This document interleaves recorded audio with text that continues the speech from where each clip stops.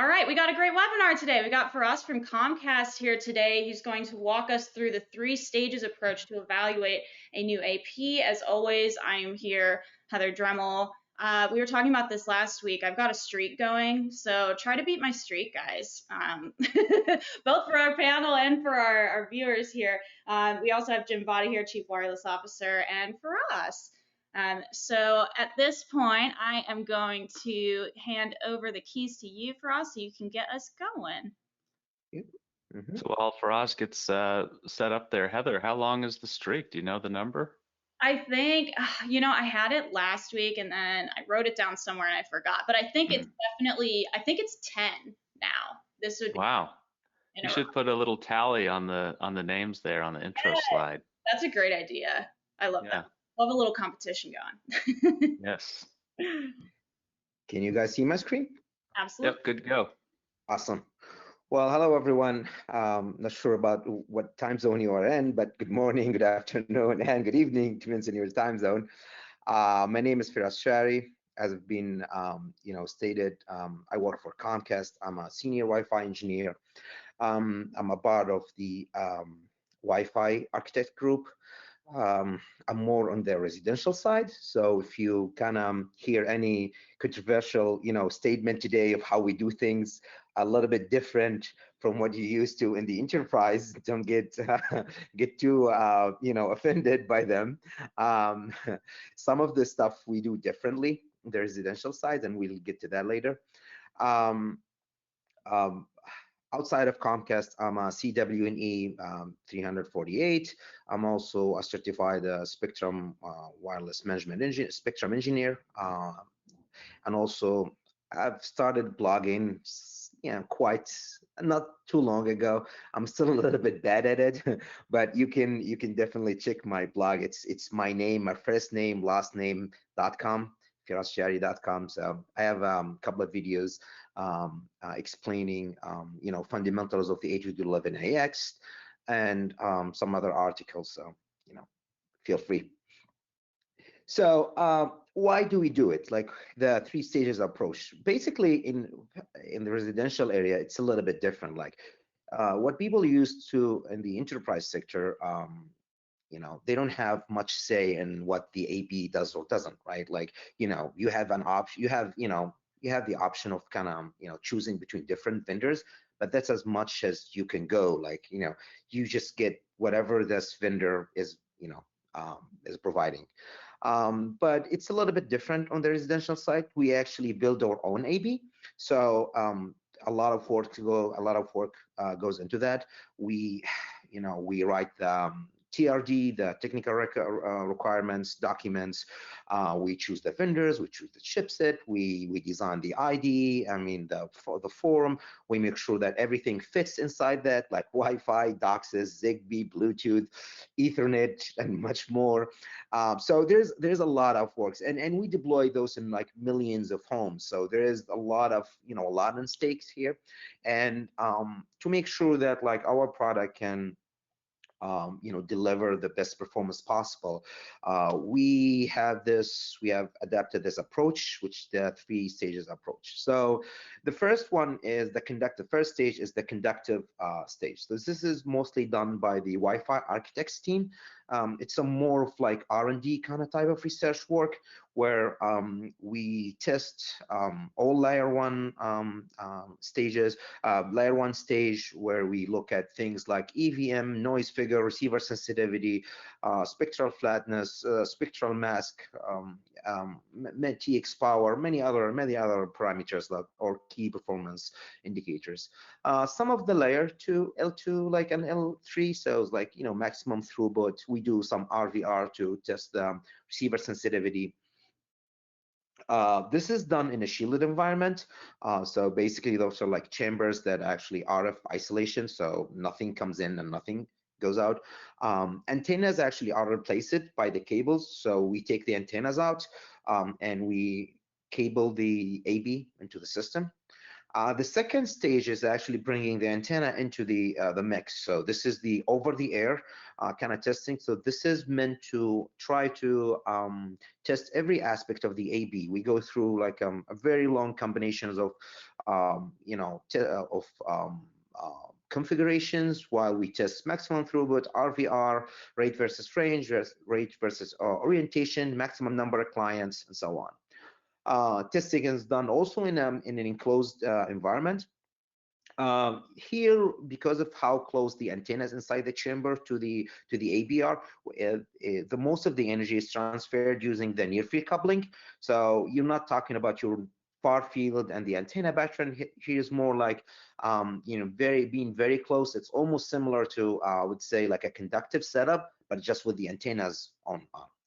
The last part and the most important, I would say, is the test house, where you bring the AB into a real environment, a real home environment, where the AB has to deal with like fading, multipath, variables where people move around, like things changes. So this is where you test the actual functionality of the AB. Usually, like the second stage and third stage are done by our QA teams, which they go through a very rigorous and long testing scenarios and testing plans.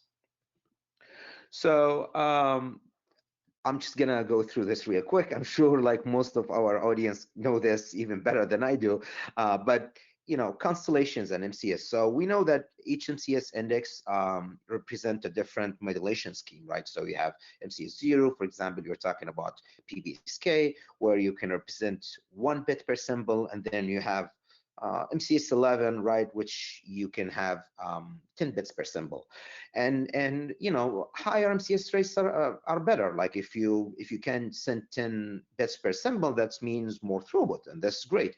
But the problem is this comes with a cost, which is the constellation. So if you look here, like the difference between the 1024 QAM and the BBSK, or even the 256, it's the difference or the distance between those constellation points.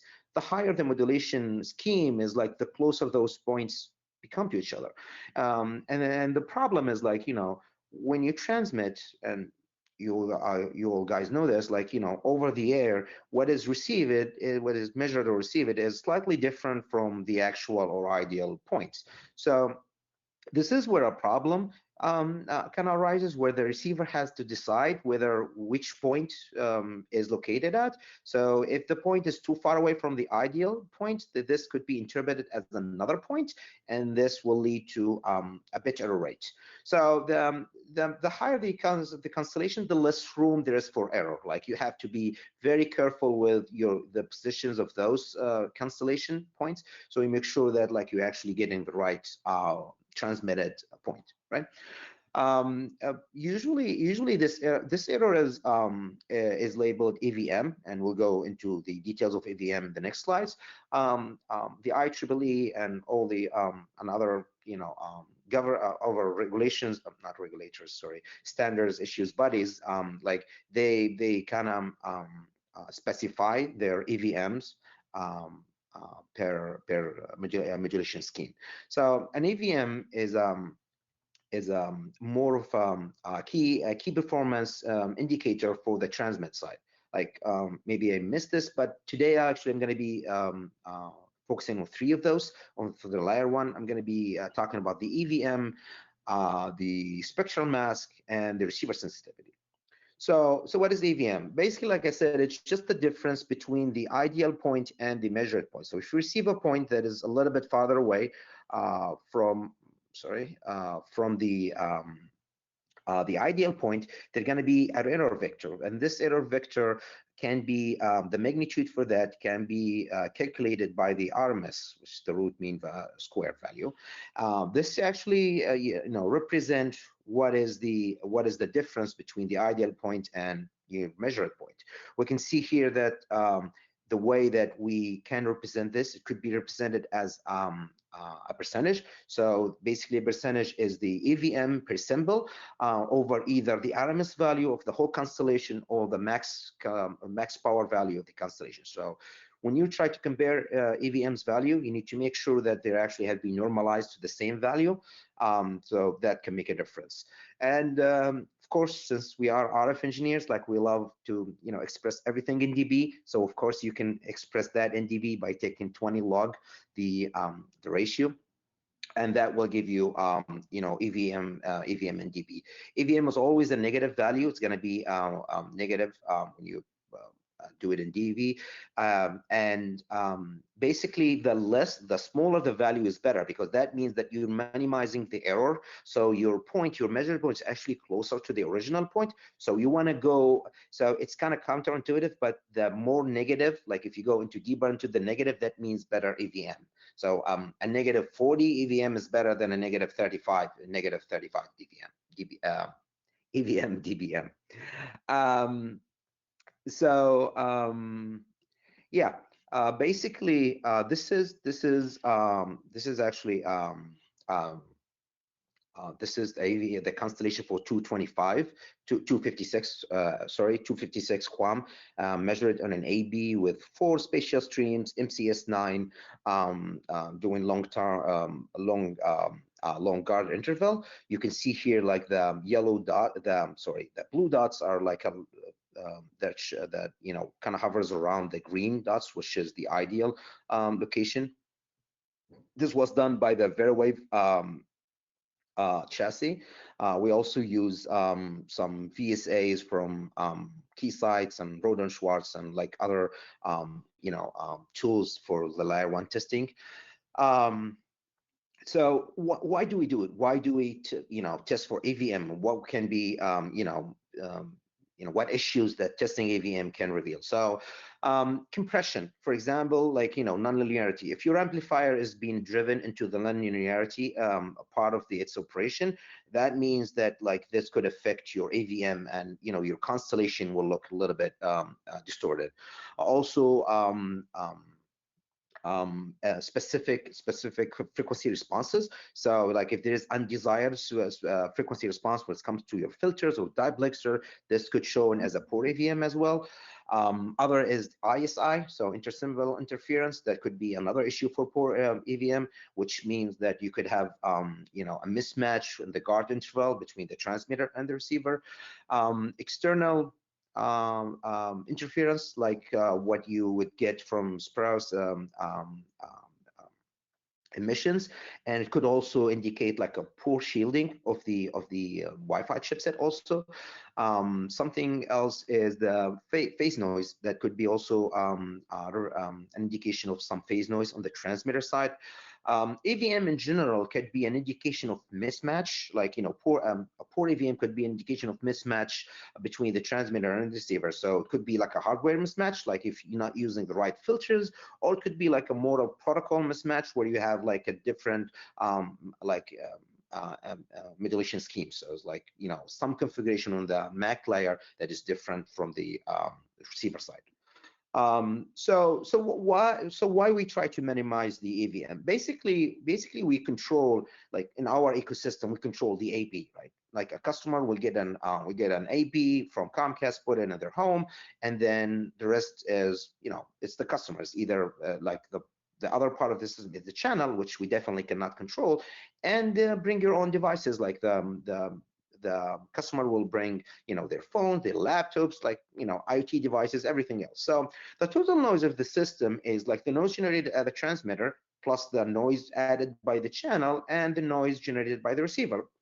And we know that in general, like clients are not that great. They're not built, there's a lot of constraints on the clients when it comes to power, like battery saving, like size, like cost. So they don't usually have FIMs on them, so they're not as great, and they're not hold to like performance standards as the AP. So what happens here is like to minimize the overall noise of the system, we try to minimize our EVM. So for example, the IEEE EVM for the 1024 QAM is negative 35. ABs, the ABs are usually designed for at least 6 dB better than that. Well, when I say higher, that means like in the negative value. So it's like we're talking about negative 41 to 42. We have seen from our testing that, like, going, like, adding more, trying to improve the AVM more doesn't really translate well into, like, gain in the system, but actually increases the complexity and the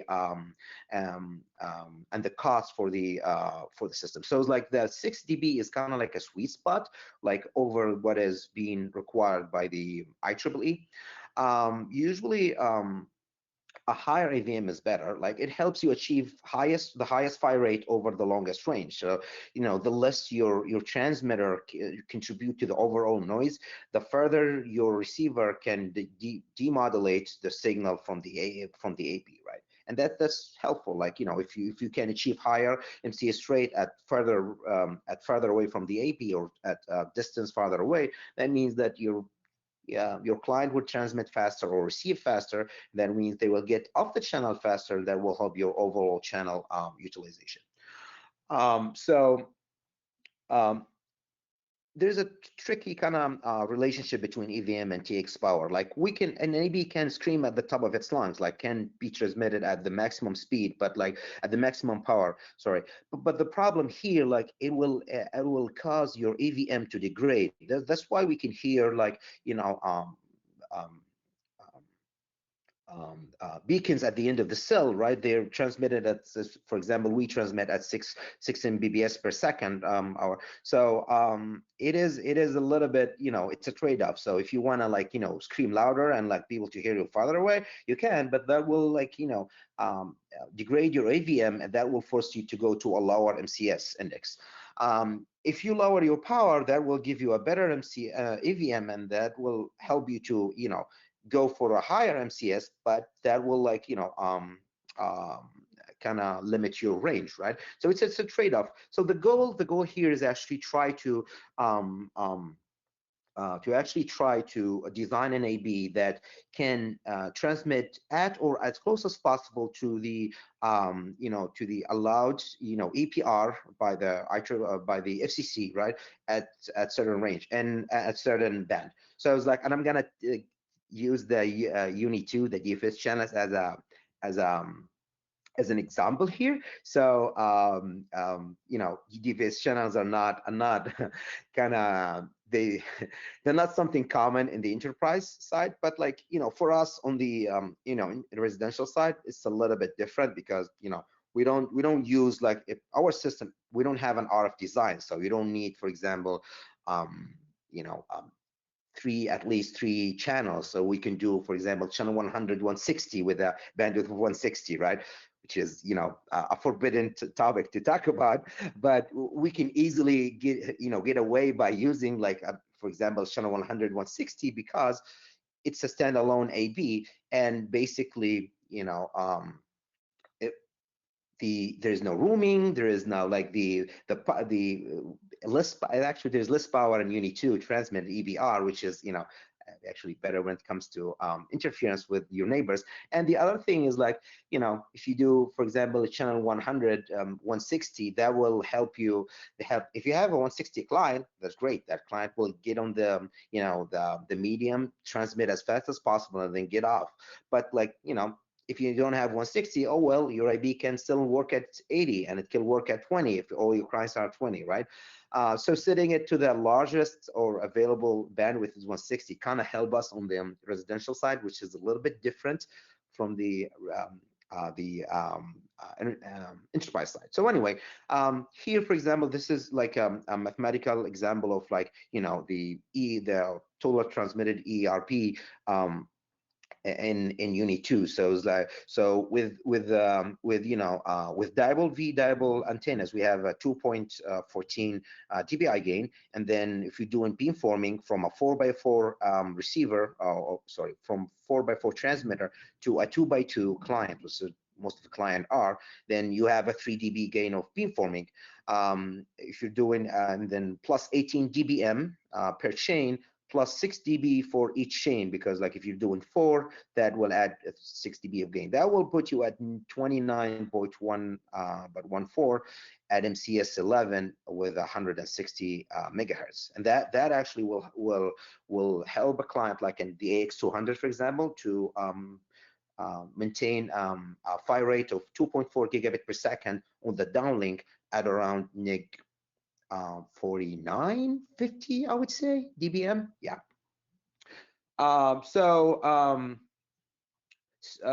Spectrum mask. So the next thing we're going to talk about is spectrum masks. Basically, spectrum masks are there to protect from the spectral regrowth. Like those the reason for those are like nonlinearities with your amplifiers mainly. There are usually two types of those. They're your regulatory mask, and there's like your IEEE or standard mask. Masks, like I said, are implemented to protect against these emissions, out of band. A mask usually has like three regions. So you have the in-band, which encompasses most of the signal, the power of the signal, and then you have the transition, which defines or bounds your interference with the adjacent channels, and then you have the floor, where the noise that you actually contribute to the overall spectrum, right? We can see here in this also was done with a VeraWave, the VeraWave chassis. We can see here the spectrum mask on an 80 megahertz 4x4 MCS9 signal. You can see clearly here that all four and the combined mask, all of them are within the requirement emissions. Conductive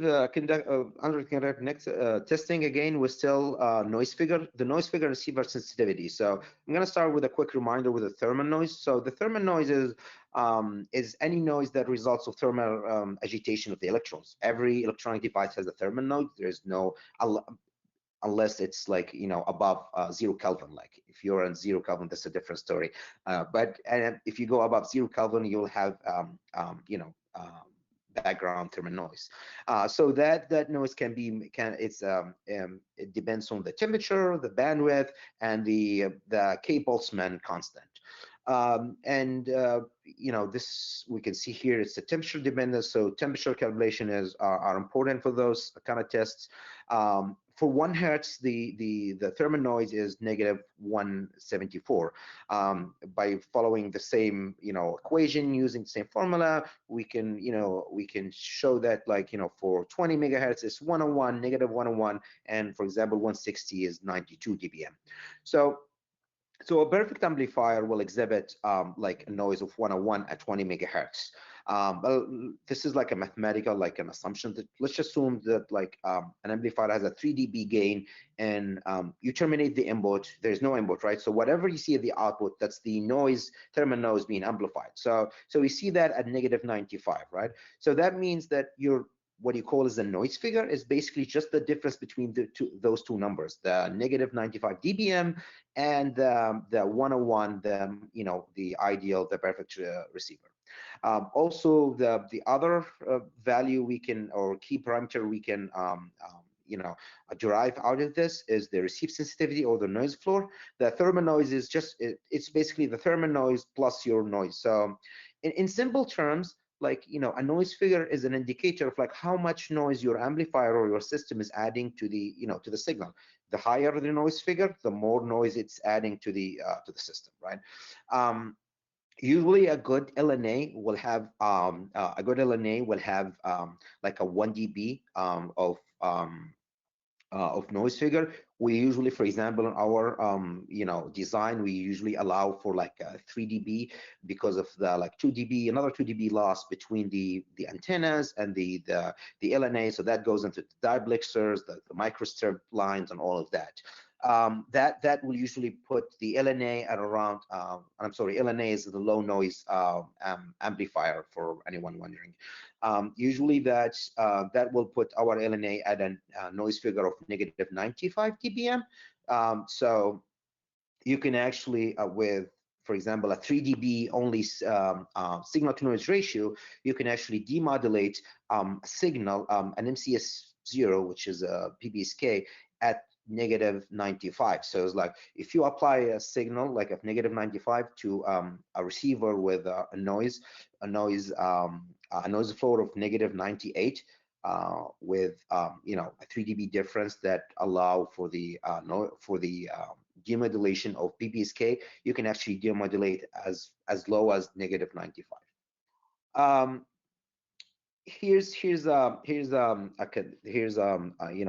RF sensitivity being tested here, and the number that I was talking about is negative 95 for like PBSK. Remember that the IEEE, that the quiz that we had, the IEEE minimum sensitivity is negative 82 for PBSK. So this is actually like, if you see here, you see it's like the number is negative 92 dBm, but is actually the real number is negative 95 because of the 3 dB loss is actually in the outer circuit, all the cabling, the splitters, the diplexers, and all the other part of the RF circuit. So this is actually at negative 95. We can see here there is another measurement with the MRC. So this is basically what you do is you apply the same signal to all 4 ports, and that will like help with maximum ratio combining. That will add 6 dB of gain, and that will help you to demodulate actually at negative 98. So as a 1x1 transmitter will apply to the same signal coming from 1x1 transmitter applied to all 4 chains, will give you a gain of 6 dB, and that will allow you actually to demodulate at negative 101. Like I said, here there is a 3 dB lost in the the external circuit, all the cables, combiners, and all of those. Okay, so the last thing in the conductive testing we usually do is the maximum throughput test. So why we do this? Basically, if your AB can handle a 3.6 gigabit per second, then probably nothing will be able to break the AB. Well, there are still few things can, but mostly you're on the safe side mostly. You can see here this is a 4x4 AB actually tested with another 4x4 client. We can see the reported fire rate is like 4800 or 4.8 gigabit per second, and the TCP throughput is around 3.6 gigabit.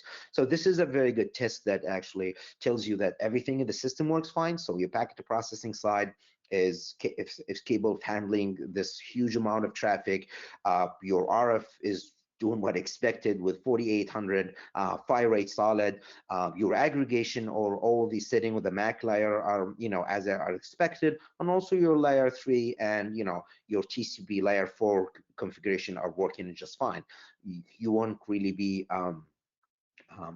achieving those numbers if you had any issues with running TCP on layer 4. So usually we do more like a realistic kind of test where we do from a 4x4 to a 2x2 like the AX200 clients, and that will give us around like 1.7 to 1.8 gigabit per second.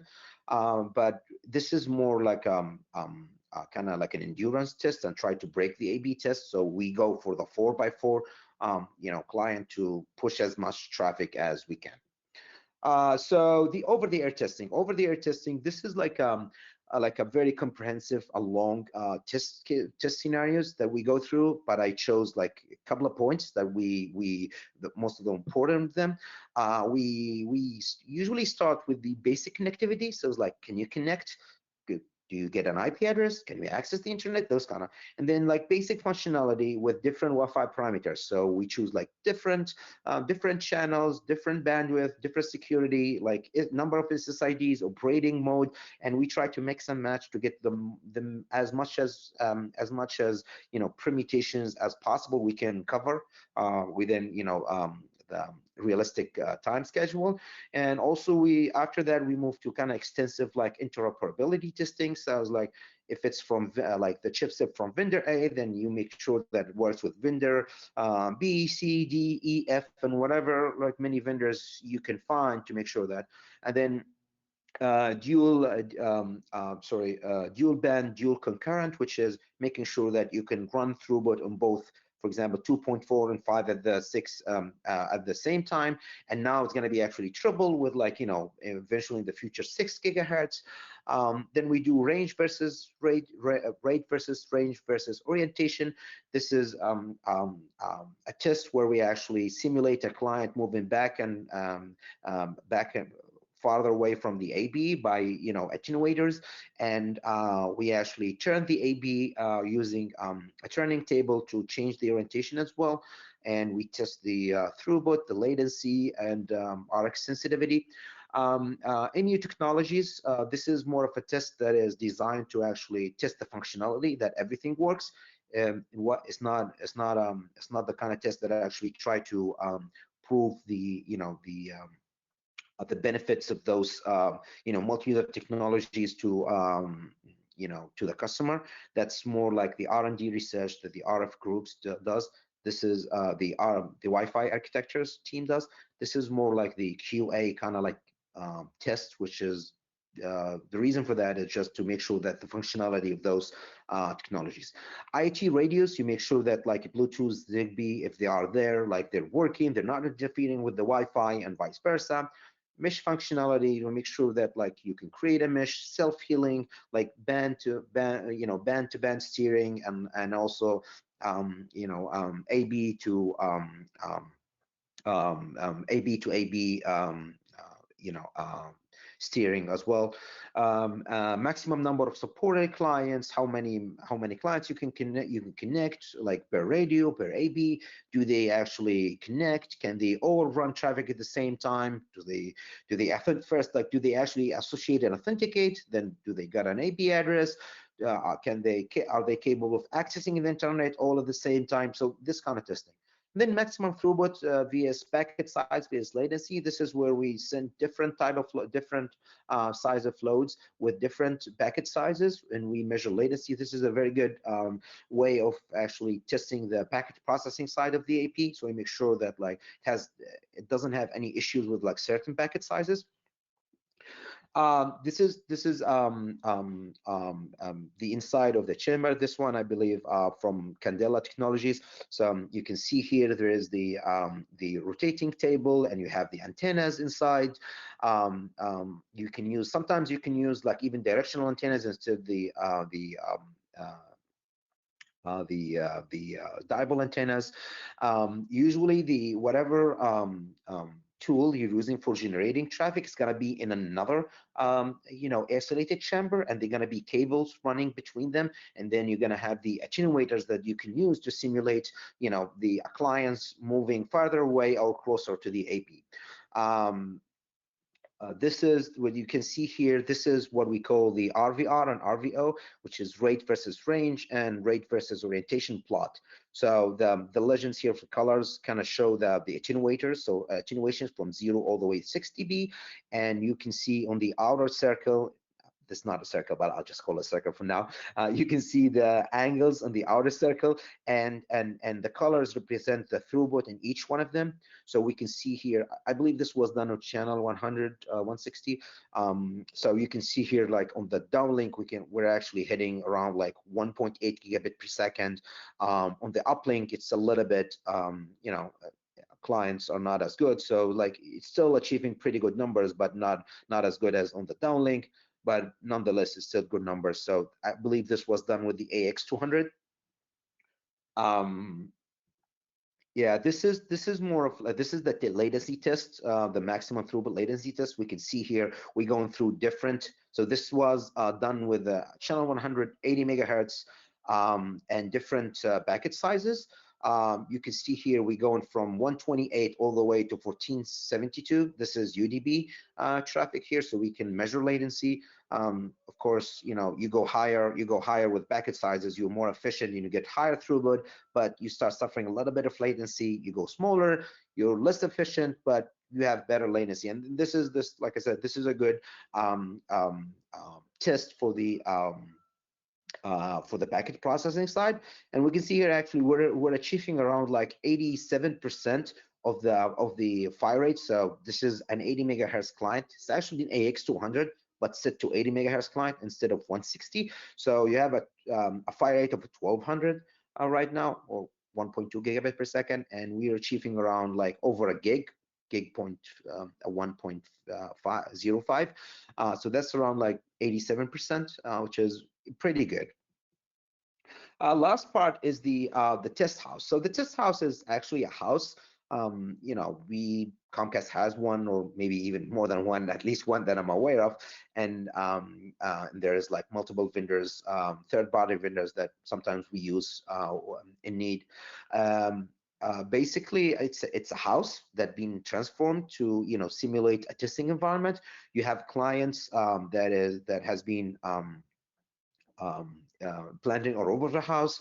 Those clients will simulate like a farther away from the AB, close to the AB, extreme edge of the cell, different types of clients, a 2x2, a 1x1, an IoT, a laptop, a phone, and we run comprehensive testing on the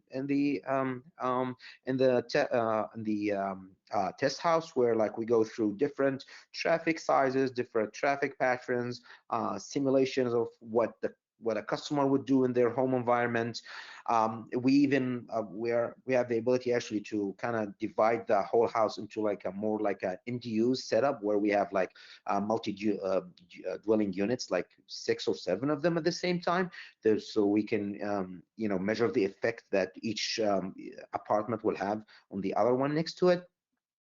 Again, like this is the last step and the most important one, because at the end of the day, your customer will not going to use an AP in a conductive setup. They're not going to use it in a shielded environment. They're going to use it in a home with like multi-bath, fading, variables, people walking around. And if your AB does not or cannot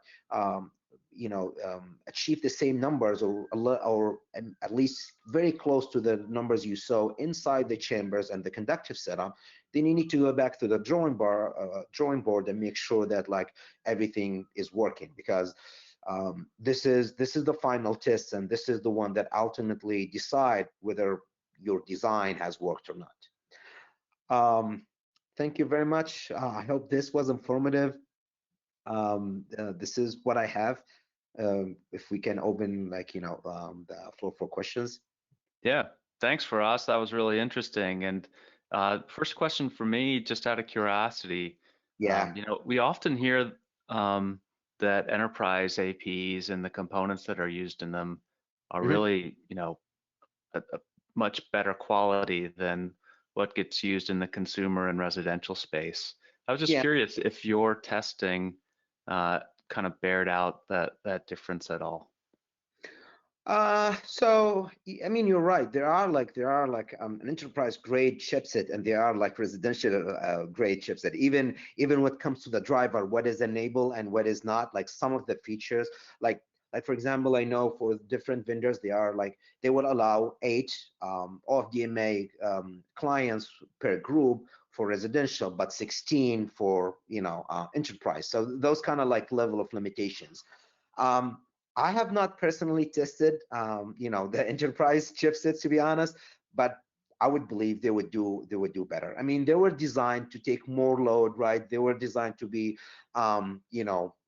more rigorous and more so yeah, I would assume they would do better performance than the ones that we use in residential. There is no doubt about it. Fair enough, thank you. Yeah. So Patricio says, do you measure TIS/TRP prior to homologating your CPEs? What are your acceptance criteria? Easy enough for me to say. I'm sorry, can you repeat the question? I didn't get it. Do I test what? The TCP? What was it? Well, he says TIS/TRP, and I don't know what that is either. So. I'm not sure, to be honest. I'm like, if you can write us what that stands for, I would be. I mean, I would assume maybe we're talking about like the antenna patterns and the ARB and this is more done by our hardware team. They actually have that set up, like the all kind of almost like this quiet room, or like literally a room, like an isolation chamber, but like a walk-in chamber where they actually do all the antenna pattern testing. haven't been part of that yet. I would love to. I'm trying to kind of jump into it and learn a little bit more of it. But if that's the question, this is what we usually do. We does this, yes. Okay, and Anusha asks, what kind of steering test are you covering in mesh technologies? I mean, we have our criteria, our own criteria, where we like when we're gonna, move a client from one bed to one bed to from one AB to a bud or the other way around.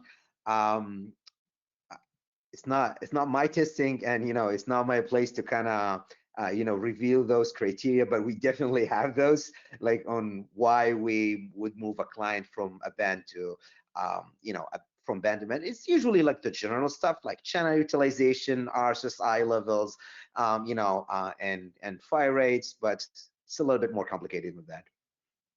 Sounds good. And Patricio followed up. He says TRP is total transmit power for the radiation pattern, and Yep. TIS is the same for sensitivity. So Yeah, there you have it. kind of what I expected. Yeah, our hardware team does that before it gets to me. So I was like, the antenna side is a more like under the hardware team responsibilities, not us.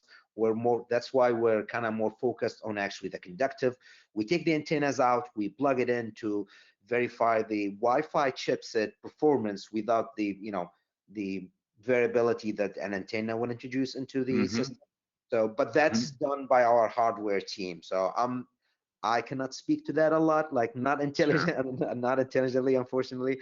But I can follow up with him. Sure, I can ask them and come back to him with that. Yeah, sure.